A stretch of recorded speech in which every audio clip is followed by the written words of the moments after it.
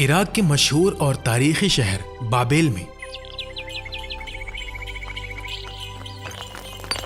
थोड़ा जोर से मारो, आज तुम्हारे हाथों में जान नहीं लग रही। एक ऐसा बच्चा पैदा हुआ जिसका नाम आने वाली नस्लों के लिए हिदायत, कुर्बानी और तौहीद की सबसे बड़ी निशानी बनने वाला था। ये वाला बुत किसके लिए बना रहे हो? शहर के बड़े ताजिर के लिए।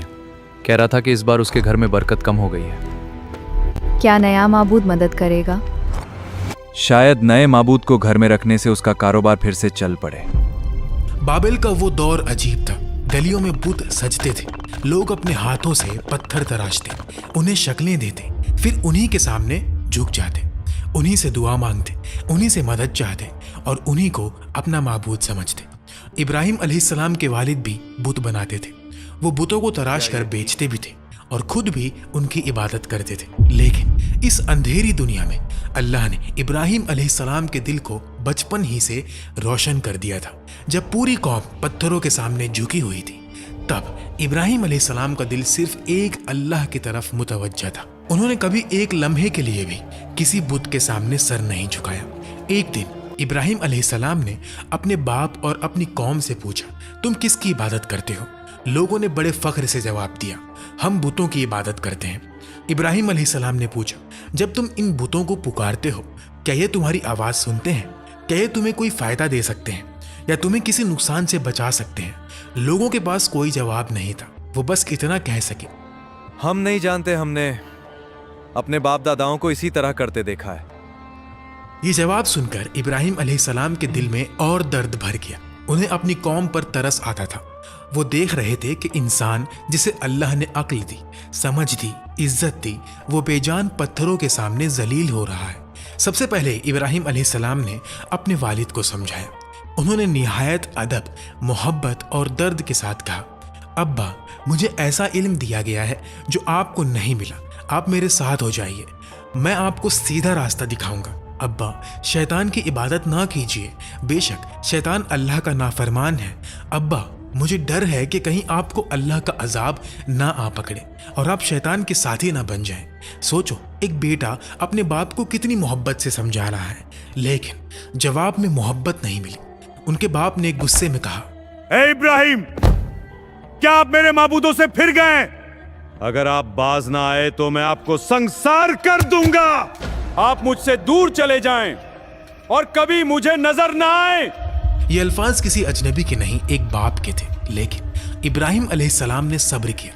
उन्होंने जवाब में बद्दुआ नहीं दी, गुस्सा नहीं किया, बस फरमाया, आप पर सलामती हो, मैं अपने रब से आपके लिए बख्शीश तलब करता रहूंगा।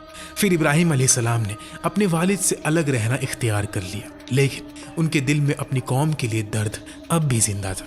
वो चाहते थे कि लोग अपनी आंखों से देख लें कि जिन बुतों के सामने वो झुकते हैं, वो खुद अपनी हिफाजत भी नहीं कर सकते। उनकी कौम का एक खास दिन होता था, ईद का दिन। इस दिन लोग खाना पकाकर अपने माबूदों के सामने रखते थे, फिर शहर के बाहर एक मैदान में जमा होते, वहाँ खेलते, कूदते और खुशियाँ मनाते। शाम को वापस आते और सुबह बुतों के सामने रखा हुआ खाना तबर्रुक समझकर खा लेते। जब वो दिन आया, सब लोग तैयार होने लगे, लेकिन इब्राहिम अलैहिस्सलाम उनके साथ ना गए। लोगों ने पूछा, क्या आप हमारे साथ नहीं चलेंगे? इब्राहिम अलैहिस्सलाम ने आसमान की तरफ देखा और फरमाया, मैं बीमार हूँ। लोग उन्हें छोड़कर चले गए। अब पूरा शहर खाली था, बुत खाना खामोश था और उन बेजान बुतों के सामने खाना रखा हुआ था। इब्राहिम अलैहिस्सलाम ने उन्हें मुखातिब करके कहा, ये इतना खाना तुम्हारे सामने पड़ा है, तुम खाते क्यों नहीं? तुम्हें क्या हो गया है कि तुम बात तक नहीं करते? लेकिन बुत खामोश थे, ना जवाब, ना कोई हरकत, ना कुदरत और ना कोई जिंदगी। फिर इब्राहिम अलैहिस्सलाम ने कुल्हाड़ी उठाई और तमाम छोटे बुतों को तोड़ दिया, सिर्फ सबसे बड़े बुत को छोड़ दिया। फिर कुल्हाड़ी उस बड़े बुत के कंधे पर रख दी। शाम हुई, लोग खुशी मनाकर वापस आए, लेकिन जब उन्होंने अपने बुतों को टूटा हुआ देखा तो उनके होश उड़ गए। जिन बुतों के सामने वो सजदा करते थे, वो जमीन पर टुकड़ों में पड़े थे। लोग चीख उठे, यह हमारे माबूदों के साथ किसने किया? किसी ने कहा, एक जवान है इब्राहिम, वो हमारे बुतों के खिलाफ बातें करते थे। फिर सब लोग जमा हुए। इब्राहिम अलैहिस्सलाम को बुलाया गया। उनसे पूछा गया, ए इब्राहिम, क्या हमारे बुतों के साथ ये हरकत आपने की है? इब्राहिम अलैहिस्सलाम ने फरमाया, ये काम तो इस बड़े बुत ने किया होगा, मुझसे क्यों पूछते हो? अपने माबूदों से पूछ लो कि उनके टुकड़े किसने किए। ये जवाब सुनकर सब लोग एक पल के लिए खामोश हो गए। उनके ज़मीर ने गवाही दी कि इब्राहिम सच कह रहे हैं। फिर उन्होंने खुद कहा, ऐ इब्राहिम, आपको पता है कि ये बोल नहीं सकते। बस यही वो लम्हा था जिसका इब्राहिम अलैहिस्सलाम इंतजार कर रहे थे। उन्होंने फरमाया, फिर तुम अल्लाह के सिवा उनकी इबादत क्यों करते हो जो तुम्हें ना फायदा दे सकते हैं ना नुकसान पहुंचा सकते हैं? अफसोस है तुम पर और उन पर जिन्हें तुम अल्लाह के सिवा पुकारते हो। तुम उनकी पूजा करते हो जिन्हें तुम खुद अपने हाथों से तराशते हो। क्या तुम अक्ल नहीं रखते? हक इतना वाज़े हो चुका था कि इंतजार की कोई गुंजाइश नहीं थी। लेकिन जब दिलों पर कुफ्र की मोहर लग जाए तो सबसे रोशन दलील भी इंसान को रास्ता नहीं दिखा सकती। उन्होंने सच मान लेने के बजाय इब्राहिम अलैहिस्सलाम को सजा देने का फैसला कर लिया। उन्होंने एक बड़ा मैदान चुना। कई दिन तक लकड़ियां जमा की गई, इतनी लकड़ियां कि आग का ढेर आसमान को छूने लगा। फिर उसमें आग लगा दी गई। आग भड़क उठी। शोले इतने बुलंद थे कि करीब जाना मुश्किल था। गर्मी इतनी ज्यादा थी कि लोग दूर खड़े थे। फिर उन्होंने इब्राहिम अलैहिस्सलाम को रस्सियों से बांधा। जब उन्हें आग में डालने लगे उस वक्त इब्राहिम अलैहिस्सलाम की जुबान पर ये अल्फाज थे, हस्बुनल्लाहु व निअमल वकील। मेरे लिए अल्लाह काफ़ी है और वही बेहतरीन कारसाज है। फिर उन्हें आग में डाल दिया गया। लोग समझ रहे थे कि अब इब्राहिम जल जाएंगे, लेकिन उसी वक्त अल्लाह का हुक्म आया, ए आग, इब्राहिम पर ठंडी हो जा और सलामती वाली हो जा। और फिर जो हुआ वो दुनिया के लिए मुआजिज़ा बन गया। आग जो जलाना जानती थी अल्लाह के हुक्म से ठंडी हो गई। आग ने इब्राहिम अलैहिस्सलाम के जिस्म को नहीं छुआ, उनके कपड़े तक ना जले, सिर्फ वो रस्सियां जल गई जिनसे उन्हें बांधा गया था। लोग दूर खड़े देख रहे थे। वो समझ रहे थे कि इब्राहिम जल रहे होंगे, लेकिन जब उन्होंने देखा तो हैरान रह गए। इब्राहिम अलैहिस्सलाम आग के दरमियान सुकून से बैठे थे। ना चेहरे पर घबराहट, ना जिस्म पर जख्म, ना कपड़ों पर आग का असर। ये मंजर देखकर हर आंख हैरान रह गई। फिर इब्राहिम अलैहिस्सलाम आग से बाहर निकले, लेकिन इतना बड़ा मुआजिज़ा देखने के बाद भी उनकी कौम में लूत अलैहिस्सलाम के सिवा कोई ईमान न लाया। पूरा बाबेल कुफ्र पर डटा रहा। इब्राहिम अलैहिस्सलाम के दिल में दर्द था। उन्होंने सोचा, अगर ये लोग इतना बड़ा मुआजिज़ा देख कर भी ईमान नहीं ला रहे तो फिर और क्या देखना चाहते हैं। उस वक्त बाबेल पर नमरूद नाम का बादशाह हुकूमत करता था।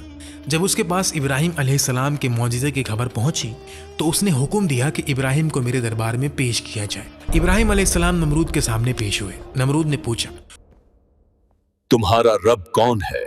मेरा रब वो है जो जिंदा करता है और मारता है। वो तो मैं भी कर सकता हूं। उसने जेल से 2 आदमियों को बुलवाया, एक को कत्ल करवा दिया और दूसरे को छोड़ दिया। बेशक अल्लाह सूरज को मशरिक से निकालता है तो तुम उसे मगरिब से निकाल कर दिखाओ। नमरूद के पास कोई जवाब न था। दरबार पर खामोशी छा गई। तकब्बुर का सर झुक गया। लेकिन नमरूद ने ईमान लाने के बजाय इब्राहिम अलैहिस्सलाम को शहर से निकल जाने का हुक्म दे दिया। फिर इब्राहिम अलैहिस्सलाम इराक को छोड़कर शाम की तरफ हिजरत कर गए। वहां उन्होंने अपने चाचा की बेटी सारा अलैहिस्सलाम से निकाह किया और कुछ अरसे वहीं रहे। लेकिन यहाँ के लोग भी गुमराही में मुब्तला थे। ये बुतों को नहीं, सितारों को पूजते थे। रात होती तो ये सितारों के सामने झुक जाते। उनका अकीदा था कि सितारे उनके माबूद हैं। इब्राहिम अलैहिस्सलाम ने उन्हें समझाने का एक हिकमत भरा तरीका इख्तियार किया। एक रात वो उन लोगों के साथ निकले। आसमान पर एक चमकता हुआ तारा नजर आया। इब्राहिम अलैहिस्सलाम ने कहा, ये मेरा रब है। लोग उनकी तरफ देखने लगे। फिर जब तारा डूब गया, इब्राहिम अलैहिस्सलाम ने फरमाया, जो छुप जाए वो मेरा रब कैसे हो सकता है। अगली रात चांद निकला। इब्राहिम अलैहिस्सलाम ने कहा, यह मेरा रब है। लेकिन जब सुबह हुई और चांद भी छुप गया तो फरमाया, ये भी रब नहीं हो सकता। तो इब्राहिम अलैहिस्सलाम ने अपनी कौम को हकीकत समझाई, ये सब मखलूक है, इनका खालिक कोई और है। मैं उस अल्लाह की इबादत करता हूँ जिसने आसमान और ज़मीन को पैदा किया। लेकिन यहाँ भी लोगों ने इनकार किया। इब्राहिम अलैहिस्सलाम ने फिर हिजरत का फैसला किया और मिस्र जा पहुंचे। मिस्र के बादशाह को खबर मिली कि एक शख्स हिजरत करके आया है और उसके साथ एक औरत है जो बहुत हसीन और जमील है। उस जालिम बादशाह ने अपने आदमियों को भेजा कि उस औरत को मेरे पास लाओ और पता करो कि उसके साथ जो आदमी है वो कौन है। अगर वो उसका शौहर हो तो उसे कत्ल कर देना। अल्लाह ने इब्राहिम अलैहिस्सलाम को इस साजिश की खबर दे दी। ابراہیم علیہ السلام نے سارہ علیہ السلام سے فرمایا اگر وہ تم سے میرے بارے میں پوچھیں تو کہہ دینا کہ میں تمہارا بھائی ہوں. اس روئے زمین پر میرے اور تمہارے سوا کوئی ایمان والا نہیں، اس لحاظ سے تم میری دینی بہن ہو.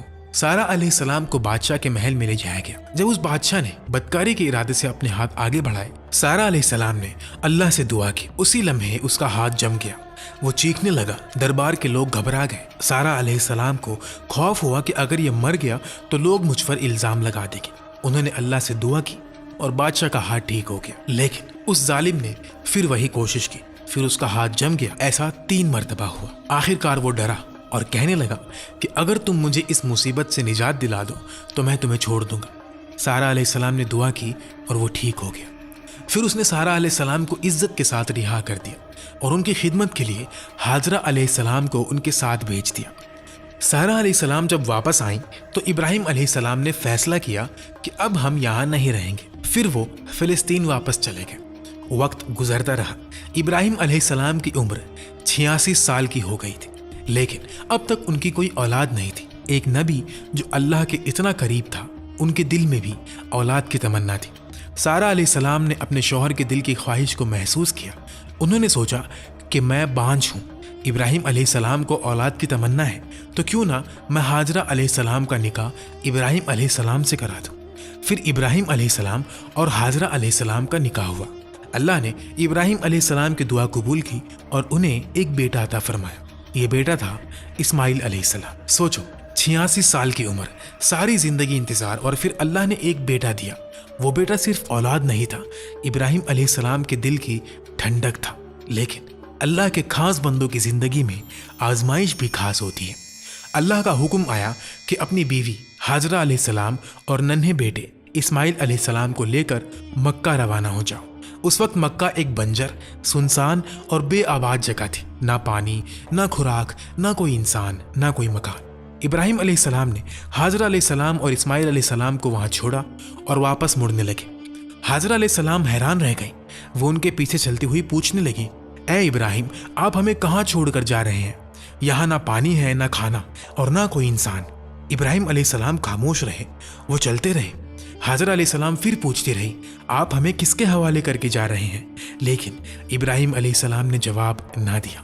آخر حاجرہ علیہ السلام نے وہ سوال پوچھا جس کے جواب نے ان کے دل کو سکون دے دیا. کیا آپ کو اللہ نے اس کام کا حکم دیا ہے؟ ابراہیم علیہ السلام نے فرمایا، ہاں. بس یہ سننا تھا کہ حاجرہ علیہ السلام کا دل مطمئن ہو گیا. انہوں نے کہا، اگر اللہ کا حکم ہے تو اللہ ہمیں ضائع نہیں کریں گے. یہ ایک ماں کا یقین تھا، ایک تنہا عورت کا یقین، ایک بے آباد وادی میں چھوڑی گئی ماں کا یقین. پھر کھانا ختم ہو گیا، پانی ختم ہو گیا، ماں کا دودھ بھی خشک ہونے لگا. ننھے اسماعیل علیہ السلام بھوک اور پیاس سے بلکنے لگے. حاجرہ علیہ السلام سے اپنے بچے کی یہ حالت دیکھی نہ گئی. انہوں نے اسماعیل علیہ السلام کو وہیں چھوڑا اور پانی کی تلاش میں صفا کی پہاڑی کی طرف دوڑی. وہاں سے ادھر ادھر دیکھا، شاید کوئی قافلہ نظر آ جائے، شاید کہیں پانی کی چمک دکھ جائے، شاید کوئی انسان مل جائے، لیکن کچھ بھی نظر نہ آیا.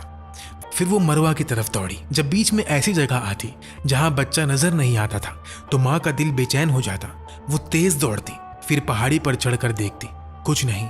پھر صفا، پھر مروہ، پھر صفا، پھر مروہ. اس طرح حاجرہ علیہ السلام نے 7 چکر لگائے. یہ صرف دوڑ نہیں تھی، یہ ایک ماں کا درد تھا، یہ یقین اور بے چینی کا سفر تھا. یہ وہ عمل تھا جو اللہ کو اتنا پسند آیا کہ قیامت تک کے لیے حج اور عمرہ کا حصہ بنا دیا. آج بھی مسلمان صفا اور مروہ کے درمیان سعی کرتے ہیں تاکہ دنیا کو یاد رہے کہ اللہ کے نزدیک ایک ماں کی تڑپ کتنی عظیم ہوتی ہے.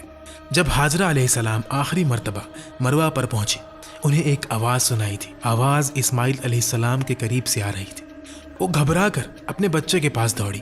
جب قریب پہنچی تو دیکھا کہ اسماعیل علیہ السلام کے قدموں کے نیچے سے پانی پھوٹ رہا ہے. اللہ نے جبریل علیہ السلام کو بھیجا تھا. انہوں نے زمین پر پر مارا اور وہاں سے زمزم کا چشمہ جاری ہو گیا. ایک بنجر زمین سے پانی نکل آیا. جہاں کچھ نہیں تھا وہاں اللہ نے زندگی پیدا کر دی. حاجرہ علیہ السلام خوشی اور حیرانی سے پانی کو دیکھ رہی تھی.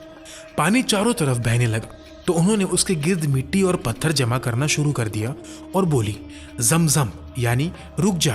نبی علیہ السلام کا فرمان ہے کہ اللہ اسماعیل علیہ السلام کی والدہ پر رحم فرمائے. اگر وہ پانی کو روکنے کی کوشش نہ کرتی تو زمزم ایک بہنے والا چشمہ ہوتا۔ حاجرہ علیہ السلام نے خود بھی پانی پیا اور اسماعیل علیہ السلام کو بھی پلایا۔ اب وہی پانی ان کے کھانے اور پینے کا سہارا بن گیا۔ کچھ ہی عرصے بعد ایک قبیلہ پانی کی تلاش میں وہاں سے گزرا۔ انہوں نے وہاں پانی دیکھا تو حیران رہ گئے۔ انہوں نے حاجرہ علیہ السلام سے اجازت مانگی کہ کیا ہم یہاں رہ سکتے ہیں؟ حاجرہ علیہ السلام نے فرمایا، رہ سکتے ہو، لیکن اس پانی پر میرا حق رہے گا۔ انہوں نے بات مان لی۔ اس طرح مکہ میں آبادی شروع ہوئی۔ اسماعیل علیہ السلام اسی ماحول میں بڑے ہونے لگے۔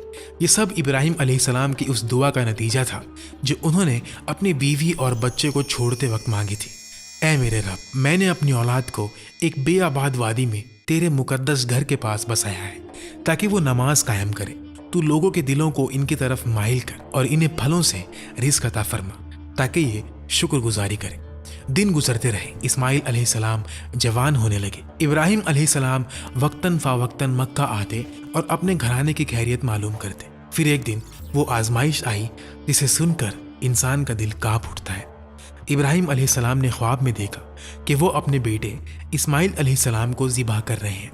انبیاء کے خواب وہی ہوتے ہیں۔ ابراہیم علیہ السلام سمجھ گئے کہ یہ اللہ کا حکم ہے۔ سوچو، وہ بیٹا جو 86 سال کی عمر میں ملا، وہ بیٹا جس کے لیے ساری زندگی انتظار کیا، وہ بیٹا جو اب باپ کے ساتھ چلنے پھرنے کے قابل ہوا، اور اب حکم آ رہا ہے کہ اسے اللہ کی راہ میں قربان کر دو۔